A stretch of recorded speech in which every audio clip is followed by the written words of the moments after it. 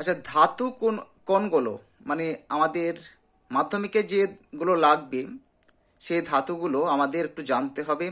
ধাতুর কতগুলো বৈশিষ্ট্য রয়েছে নিজস্ব, ধাতু অধাতুর মধ্যে বৈশিষ্ট্য।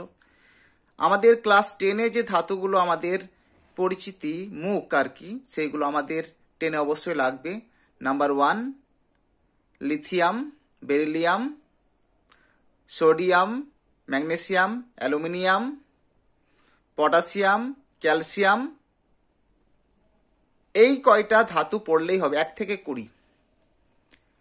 তার সঙ্গে আরো কিছু ধাতু আছে, তামা, লোহা, নিকেল, এইগুলো একটু পড়ে রাখবেন। কোথায় লাগবে? আয়নীয় এবং সমযোজী বন্ধনের ক্ষেত্রে এটা লাগে। 10-এ একটা চ্যাপ্টার রয়েছে। আয়নীয় বন্ধন কোথায় হয় বা তড়িৎযোজী বন্ধন কোথায় হয়, সেখানে একটা ধাতু থাকতে হবে। Sodium chloride, magnesium chloride, aluminium oxide, calcium oxide, calcium chloride, এইগুলো হচ্ছে আয়নীয় যৌগ। কেন? এখানে কিন্তু আয়নীয় যৌগের মধ্যে একটি উপাদান ধাতু রয়েছে। তাহলে আয়নীয় যৌগ বাছাই করার পদ্ধতি কি হলো? তার মধ্যে একটি উপাদান হবে ধাতু।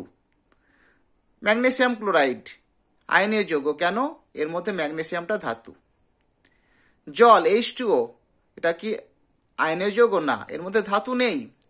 হাইড্রোজেনটাও তোমার, হাইড্রোজেন এবং অক্সিজেন দুটোই কিন্তু কি বলবো, অধাতু। তো এই যে আয়নীয় যৌগ চেনার পদ্ধতি বা তড়িৎযোজী যৌগ চেনার পদ্ধতি, এর মধ্যে একটি উপাদান ধাতু হতে হবে। আশা করি বোঝাতে পারলাম। এবার ধাতব যৌগগুলির ক্ষেত্রে যে বন্ধন দেখা যায় সেটা হবে আয়নীয় বন্ধন, আর আধাতুর মধ্যে যে বন্ধনগুলি দেখা যায় সমযোজী বন্ধন। এই দিয়ে ইলেকট্রন ডট গঠন তোমরা পড়েছ তো আগে, মানে পড়তে হবে পরীক্ষায়। একটা আয়নীয় এবং সমযোজী বন্ধন ইলেকট্রন ডট গঠনটা আসে। আশা করি কিছুটা বোঝাতে পেরেছি। এই দিয়ে একটু আলোচনা হবে। সবাই ভালোভাবে প্রিপারেশন নাও। এখানে ভিডিওটা শেষ করলাম।